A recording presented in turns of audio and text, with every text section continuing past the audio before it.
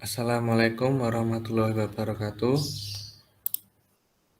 Di sini kami akan mempresentasikan tugas ujian akhir semester kami yang berjudul Studi Kelayakan Pembangunan Stasiun Pengisian Kendaraan Listrik atau SPKLU di Kota Sidoarjo. Perkenalkan, berikut adalah nama-nama anggota kelompok kami. Yang pertama saya sendiri, Riza Ahmad Zakaria. Yang kedua, Rizky Muharam. Yang ketiga, Satya Ardi Hidayatullah. Yang terakhir, Septian Dwi Lukmantoro.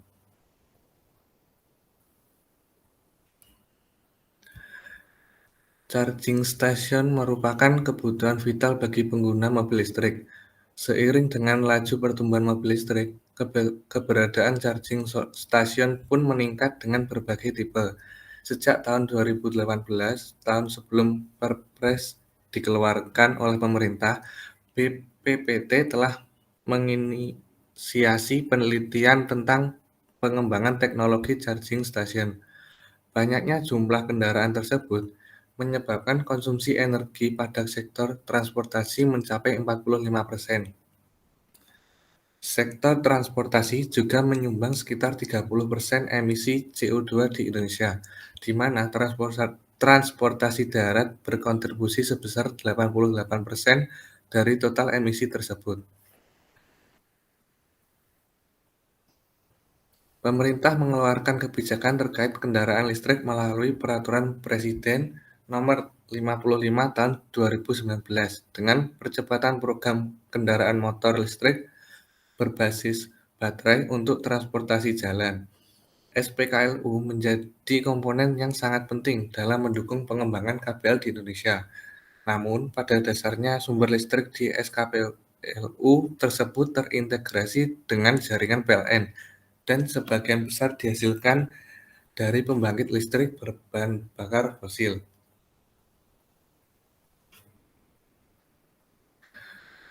SPKLU menjadi komponen yang sangat penting dalam mendukung perkembangan KPL di Indonesia. Namun pada dasarnya sumber listrik dari SPKLU Ini tersebut slide-nya nggak berubah, Mas. eh, iya. Selanjutnya, jika penggunaan listrik semakin tinggi, maka penggunaan bahan bakar yang dikonsumsi juga semakin tinggi. Pembangunan SPKLU di Indonesia belum merata di seluruh kota besar, hanya terkonsentrasi di kota-kota provinsi Jakarta dan Bali. Meskipun di banyak kota lain, SPKLU masih relatif lama pengisiannya, membuat masyarakat enggan menggunakan kendaraan listrik di kota-kota di luar provinsi Jakarta dan Bali. Berdasarkan fakta di atas, maka dibuatlah studi kelayakan pembangunan stasiun pengisian kendaraan listrik (SPKLU) di Kota Sidoarjo. Selanjutnya, the sectoral setting. Yang pertama, industri. Sektor transportasi merupakan faktor penting bagi pertumbuhan ekonomi. Namun di sisi lain, aktivitas transportasi memberikan dampak negatif pada lingkungan karena hampir 94 kendaraan menggunakan energi bakar cair atau olahan minyak bumi. Penjualan mobil listrik melonjak signifikan dengan pertumbuhan hingga mencapai 30% per tahun. Pemerintah telah menerbitkan Peraturan Presiden tentang percepatan pengembangan kendaraan bermotor listrik atau mobil listrik pada bulan Agustus 2019 dalam rangka mendorong pembangunan industri otomotif jenis EV. Charging station salah satu infrastruktur yang sangat penting untuk mendukung pengisian energi listrik ke dalam baterai mobil listrik. Dari uraian di atas terlihat jelas bahwa teknologi kendaraan listrik dapat meningkatkan sektor perindustrian di Indonesia, sehingga hal tersebut sangat membantu dalam perkembangan ekonomi negara. Selanjutnya, isu dan problem. Charging station mempunyai beberapa kelebihan yang tidak dimiliki charger rumahan, yaitu dalam kapasitas daya yang disalurkan ke mobil listrik. Charging station dapat memiliki fitur fast charging yang dapat mempersingkat waktu pengisian yang kurang dari 2 jam dari state of charge, mulai 0% sampai 100%. Pengisian baterai kendaraan listrik menggunakan sumber jaringan listrik grid PLN secara langsung yang diketahui berasal dari pembangkitan listrik yang berbahan bakar fosil. Selain itu juga membutuhkan energi yang berasal dari sumber energi yang ramah lingkungan. Peraturan memastikan stasiun pengisian daya mengalokasikan energi untuk memaksimalkan kepuasan pengguna, yaitu mensortir dan membatasi layanan kendaraan yang baterai masih terisi cukup.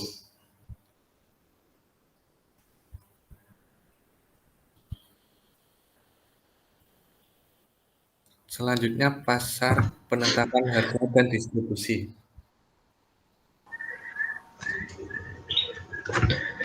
Baik, yang selanjutnya 1. Pasokan dan konsumsi bersejarah. Stasiun pengisian kendaraan listrik umum atau SPKLU merupakan peluang bisnis yang harus dimanfaatkan oleh produsen dalam negeri.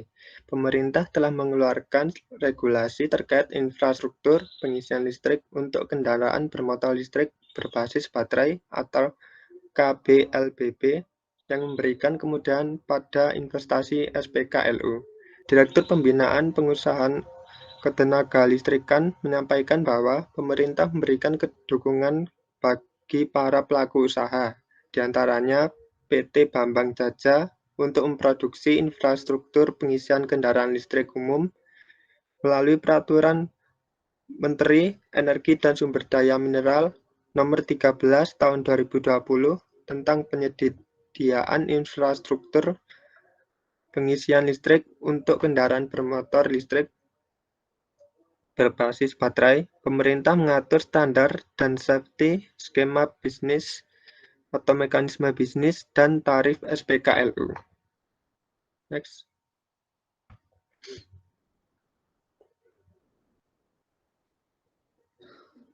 Nah, 2. Permintaan dan pasokan proyek. PT PLN berencana menambah 4 stasiun pengisian kendaraan listrik umum di wilayah Jatim, sehingga total menjadi 9 stasiun hingga akhir 2021. Manajer Komunikasi PLN UI Jatim mengatakan bahwa tambahan 4 SPKLU itu masing-masing 2 di rest area tol, yakni KM 626A dan KM 626B Saradan, Madiun. Kemudian 1 di Bandara Juanda Sidoarjo dan 1 lagi di Bandara Abdul Rahman Saleh, Kabupaten Malang. Saat ini total SPKLU di Jatim ada di 5 lokasi. Masing-masing SPKLU di kantor PLN ULP Embongwungu, di kantor PT BJB, kantor PLN UP3 Situbondo, kantor PLN UP3 Banyuwangi, serta kantor PLN UP3 Ponorogo. Penambahan ini karena adanya proyeksi jumlah kendaraan listrik di Indonesia pada 2030 yang mencapai 2,2 juta mobil listrik dan 13 juta motor listrik. Next. Yang ketiga, pasar untuk proyek yang diusulkan. Pada 2020, penjualan mobil listrik naik 46%. Hal ini berbanding terbalik dengan mobil konvensional yang justru menurun hingga 14%. Ditambah, hasil riset juga menunjukkan minat masyarakat Indonesia terhadap kendaraan listrik dinilai berada di atas rata-rata keinginan warga negara lain di kawasan Asia Tenggara.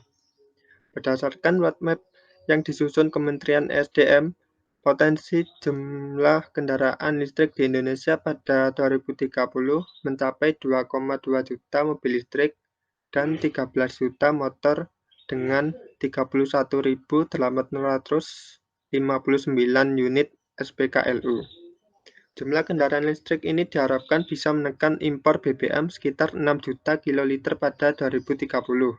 Pembangunan SPKLU menjadi peluang usaha yang menjanjikan bagi para pelaku usaha yang ikut mendukung penggunaan mobil listrik di Indonesia untuk beberapa tahun ke depan. Targetnya adalah para pemilik kendaraan listrik yang setiap tahunnya mengalami kenaikan dan juga minat masyarakat Indonesia terhadap kendaraan listrik dinilai berada di atas rata-rata. Next.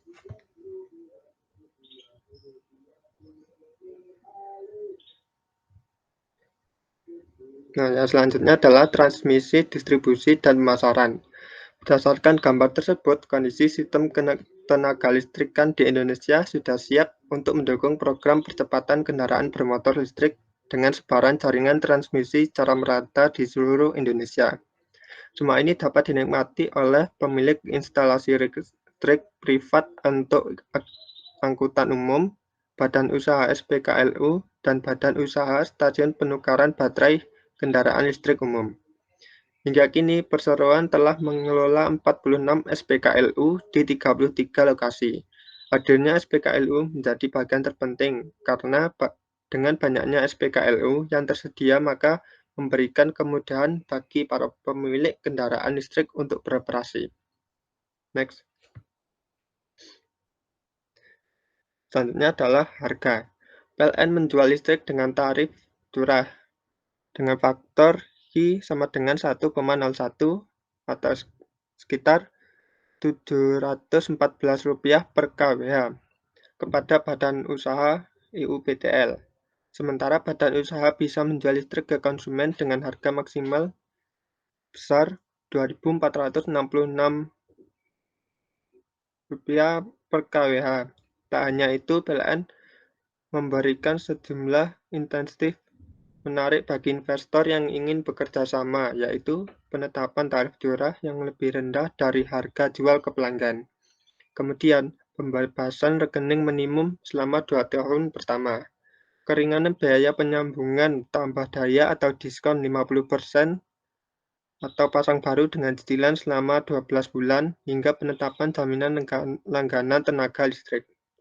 Bagi pemilik home charging yang terkoneksi dengan sistem PLN atau charge-in juga diberikan diskon tarif daya sebesar 30% pada pukul 22.00 atau jam 10 hingga pukul 5 untuk pemilik kendaraan bermotor listrik berbasis baterai. Roda 4. Juga ada insentif BP spesial untuk tambah daya senilai Rp150.000 untuk tambah daya sampai dengan 11.000 volt ampere dan Rp450.000 untuk tambah daya sampai dengan 16.500 volt ampere. Selanjutnya adalah latar belakang. Utilitas atau nilai guna dari sebuah produk maupun proyek ialah kepuasan dan manfaat yang diterima oleh konsumen ketika mengkonsumsi barang atau jasa tersebut. Konsumen akan mencoba menempatkan nilai pada barang atau jasa yang dikonsumsi berdasarkan kepuasan dan manfaat langsung yang diperoleh.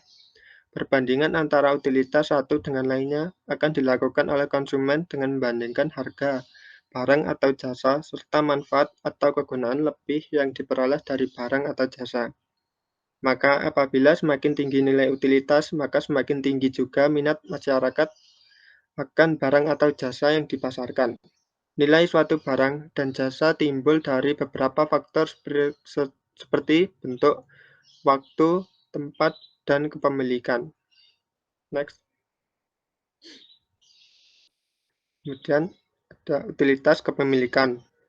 Ini merupakan faktor penilaian konsumen terhadap kepemilikan suatu barang atau jasa. Disebut juga sebagai possession utility atau sebuah posisi utilitas di mana nilai yang tercipta dengan kepemilikan produk tersebut. Hal ini berarti ketika seorang telah membeli atau memiliki sebuah produk, maka dapat digunakan secara bebas atau memiliki kontrol penuh atas barang tersebut. Ini yang disebut dengan pemilikan atau ownership utility. Next. Kemudian tujuan. Melihat dari waktu ke waktu, perkembangan pengguna kendaraan listrik di Indonesia mengalami peningkatan sejak tahun 2020 kemarin. Pengguna paling banyak tentunya berpusat di Pulau Jawa. Oleh karenanya, kebutuhan SPKLU sebagaimana pusat pengisian kendaraan listrik semakin meningkat.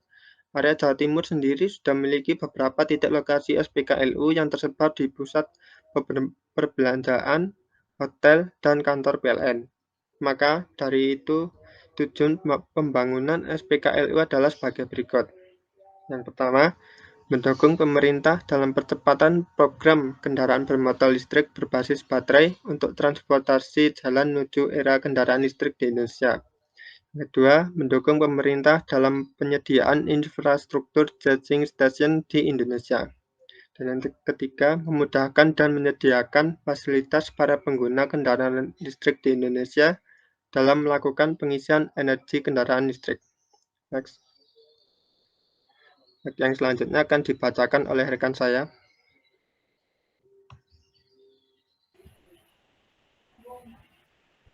Baik. Selanjutnya adalah penjelasan teknis. Yang pertama dari fasilitas produksi. Fasilitas penunjang proyek yang merubah barang atau jasa menjadi sebuah produk akhir adalah pengertian dari fasilitas produksi. Selama perusahaan beroperasi, fasilitas produksi berupaya menyuplai barang atau jasa secara terstruktur. Dalam studi kelayakan proyek pembangunan SPKLU di Kota Sidoarjo, PLN yang merupakan sektor pembangkitan tenaga listrik tentunya merupakan fasilitas produksi. Selanjutnya, bermula dari sistem pembangkitan generator yang kemudian dilanjutkan transmisi energi menggunakan sistem transmisi tenaga listrik dan diteruskan oleh sistem distribusi untuk menjangkau konsumen sesuai daya yang diinginkan. Sebagaimana dalam model kerjasama yang dilakukan oleh PLN dengan badan usaha, pemilihan model 1 yaitu skema kerjasama antara PLN dengan partner di mana PLN menyediakan dan menjual tenaga listrik serta menyediakan platform teknologi informasi dan komunikasi. Sehingga partner menyediakan, mengoperasikan, dan memelihara fasilitas pengisian ulang serta menyediakan lahan baru. Selanjutnya, yang kedua adalah dari utilitas dan infrastruktur. Utilitas yang ada pada SPKLU disediakan oleh PLN berupa sistem kelistrikan dengan kapasitas medium charging, yaitu sebesar 25 kW. Selain itu, lahan pemberhentian kendaraan yang sedang melakukan pengisian tenaga listrik dan bangunan dengan atap penyangga merupakan infrastruktur yang harus ada pada SPKLU. Selanjutnya, dari segi ekologi dan lingkungan. Hubungan timbal balik antara lingkungan dan makhluk hidup merupakan definisi dari ekologi. Dalam sebuah proyek, ekologi adalah bagaimana mengatur dan mengelola aktivitas manusia dalam suatu landasan yang berkelanjutan. Adapun ekologi dapat menjadi fokus pada dua tujuan, yaitu peningkatan ekonomi dan peningkatan kualitas lingkungan hidup. Tujuan utamanya tentu mengorganisasi sistem sehingga dihasilkan suatu jenis operasi yang ramah lingkungan dan berkesinambungan.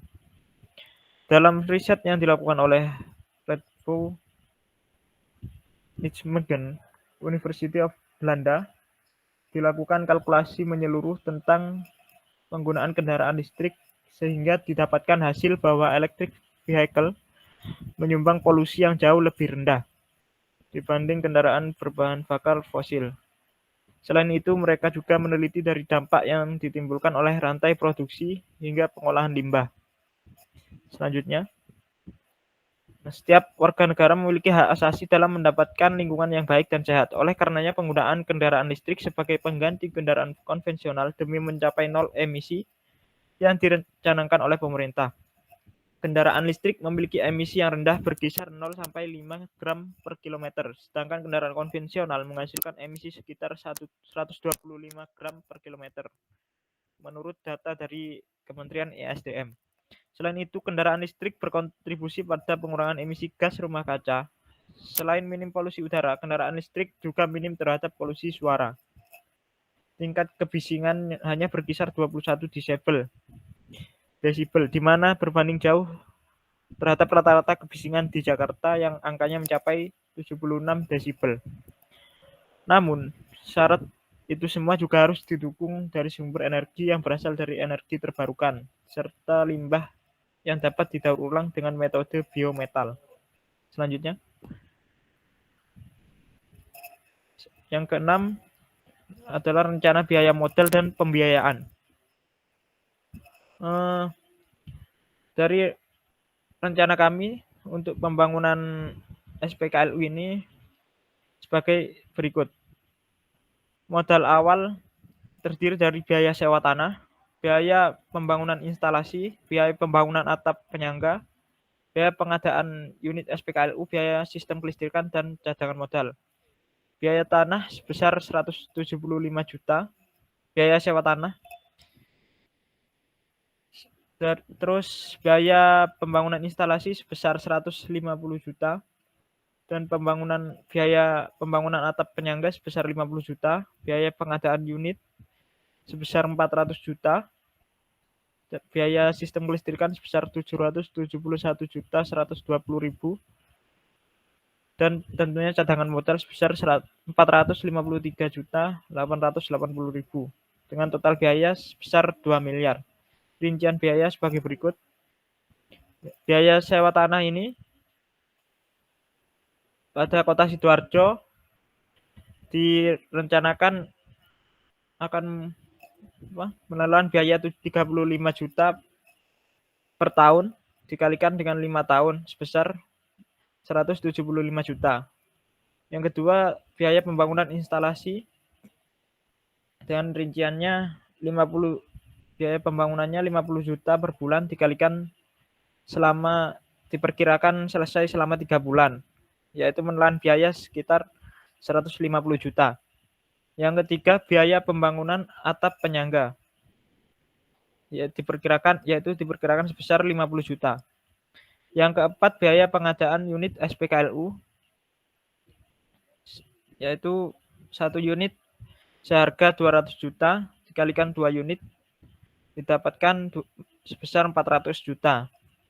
Yang kelima, biaya sistem kelistrikan yang bersumber dari PLN yang tadi sudah dijelaskan oleh teman saya, yaitu sebesar Rp714 per kWh dikalikan yang kapasitas SPKLU 25 kW dikalikan 24 jam dikalikan 30 hari dikalikan 60 bulan atau 5 tahun, yaitu sebesar 771.120.000. Yang keenam, cadangan modal sebesar 453.880.000. Jadi total biaya yang dibutuhkan untuk membangun sebuah SPKLU adalah diperkirakan sebesar 2 miliar rupiah. Selanjutnya, yang ketujuh adalah analisis keuangan. Dari segi pendapatan, hasil dari aktivitas penjualan barang maupun jasa dari suatu entitas dalam periode tertentu merupakan definisi dari pendapatan atau revenue.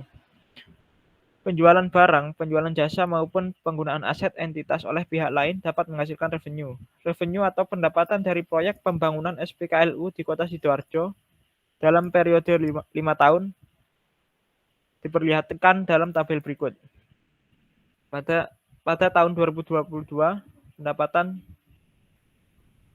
sekitar 2.102.400.000. Pendapatan ini direncanakan akan stabil dalam 5 tahun ke depan.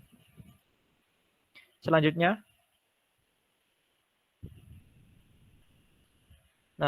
berikut rinciannya. Dengan estimasi biaya penjualan per kWh sebesar 2.400 per kWh. Nah, terus yang kedua, dari kapasitas SPKLU-nya 25 kW dan jumlah unit SPKLU-nya 2 unit. Dengan target SPKLU melayani 20 unit per hari, maka pendapatan sama dengan harga jual tiap per kWh dikalikan kapasitas daya mobil dikalikan waktu pengisian dikalikan jumlah konsumen. Harga jual per kWh dinilai 2.400 dikalikan 60 kW dikalikan 2,4 jam untuk waktu pengisiannya dikalikan jumlah konsumen 20 mobil sama dengan 5.760.000 per hari. Dengan estimasi pendapatan harian sebesar 5.760.000, maka diharapkan pendapatan tiap tahunnya adalah pendapatan harian dikalikan 365 hari. Didapatkan senilai 2.102.400 14.400.000. Selanjutnya, biaya operasional akan dijelaskan oleh rekan saya. Untuk biaya operasional atau operating cost, biaya operasional merupakan materi yang dikeluarkan untuk digunakan operasional proyek dalam periode tertentu. Biaya operasional bulanan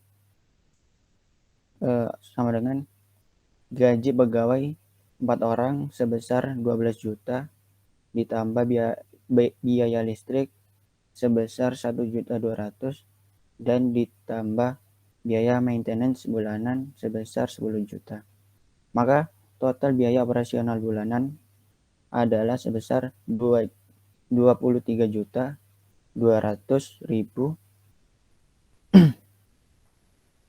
yang dioperasionalkan dalam 1 tahun adalah sebesar 278.400.000. Selanjutnya, untuk analisa break even bisa kita lihat pada tabel pada tahun ke-0 free cash flow-nya minus 1.546.120.000 dan pada tahun ke-1 itu free cash flow-nya itu plus 1.824.000.000 dan pada tahun kedua, ketiga dan keempat itu sama, jadi totalnya kumulatif cash flow-nya itu sebesar 5.749.880.000 pada tahun keempat. Berdasarkan arus free cash flow-nya dan kumulatif cash flow di atas, maka dapat dilihat bahwa periode pengembaliannya adalah 1 tahun dan mendapatkan profit 100% pada tahun kedua. Selanjutnya, untuk dasar hukum ekonomi, pemerintah telah menetapkan sejumlah skema usaha dan perizinan pengembangan stasiun pengisian dan penukaran baterai kendaraan listrik umum. Namun selain insentif dan kemudahan, pengembangan infrastruktur itu dinilai perlu mempertimbangkan aspek keekonomian agar target tercapai. Pemerintah melalui Kementerian Energi dan Sumber Daya Mineral atau ESDM mengatur skema bisnis dan perizinan badan usaha stasiun pengisian kendaraan listrik umum atau SPKLU dan stasiun penukaran baterai kendaraan umum atau SPBKLU. Hal ini diatur dalam Peraturan Menteri ESDM nomor 13 tahun 2020 tentang penyediaan infrastruktur pengisian listrik untuk kendaraan bermotor listrik berbasis baterai. Skema bisnis dan perizinan berusaha badan usaha SPKLU terdiri dari penyedia atau provider dan kemudian pengecer atau retailer dan kerjasama. Sementara badan usaha SPBKLU hanya diwajibkan punya nomor identitas SPBKLU. Skema provider berarti badan usaha menyediakan tenaga listrik sendiri, kemudian menjualnya kepada konsumen. Skema ini memerlukan penetapan wilayah usaha, izin usaha penyedia tenaga listrik atau IUPTL terintegrasi dan nomor identitas SPKLU. Selanjutnya, dalam rangka mempercepat pembangunan infrastruktur SPKLU, pemerintah memberikan insentif seperti insentif tarif surat listrik sebesar 714 per kWh untuk badan usaha SPKLU, keringanan biaya penyambungan dan jaminan langganan tenaga listrik, serta pembebasan rekening minimum selama 2 tahun pertama untuk badan usaha SPKLU yang bekerjasama dengan PT PLN. Dalam Peraturan Menteri SDM Nomor 5 Tahun 2021 tentang standar kegiatan usaha dan produk pada penyelenggaraan perizinan berusaha berbasis risiko sektor ESDM. Misalnya, penetapan wilayah usaha untuk SPKLU dapat digantikan dengan dokumen bukti kepemilikan lahan SPKLU atau perjanjian kerjasama dengan pemilik lahan SPKLU. Sebelumnya, penetapan wilayah usaha untuk SPKLU harus mendapat rekomendasi dari pemerintah daerah. Lalu, pemegang izin usaha penyedia tenaga listrik untuk kepentingan umum, termasuk badan usaha SPKLU, wajib lapor. Sesuai dengan Peraturan Menteri ESDM Nomor 11 Tahun 2021 tentang pelaksanaan usaha ketenaga listrikan. Kewajiban pelaporan itu dengan menyediakan sistem informasi yang terintegrasi dengan sistem informasi Direktorat Jenderal Ketenagalistrikan. Selanjutnya, kesimpulan. Berdasarkan data dan perhitungan dari kas yang telah kita lakukan di atas dapat disebutkan bahwa 1. Pembangunan 2 unit SPKLU medium charging sebesar kapasitas sebesar 25 kW di Kota Sidoarjo ini cukup layak karena apabila terdapat 20 pelanggan yang mengisi daya di SPKLU tiap harinya, maka dapat modal usaha yang telah dikeluarkan dapat dikembalikan pada akhir tahun pertama. Untuk yang kedua, pada akhir tahun kedua, keuntungan dapat kembali sebesar 100% profitnya.